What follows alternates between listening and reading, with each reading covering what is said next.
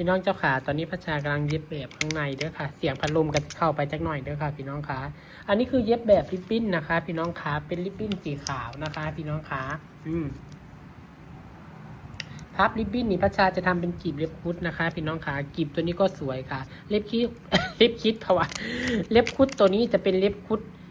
กลับด้านหลังนะพี่น้องพับเป็นสามเหลี่ยมแบบนี้ค่ะนี่ค่ะแล้วก็กลับด้านหลังเราค่อยพับเข้ามามันจะมีมิติพี่น้องริบบิ้นฉีกริบบิ้นถ้าหนาไปก็จะฉีกง่ายค่ะพี่น้องคะนี่ค่ะบีบนิดนึงแล้วก็เลี้ยงลดหลั่นกันลงมา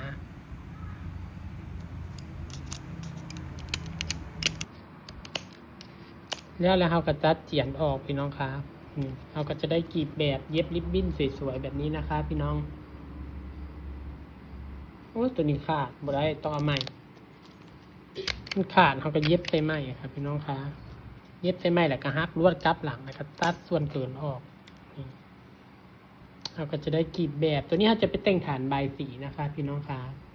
เสร็จเรียบร้อยนะคะฝากกดแชร์ด้วยค่ะ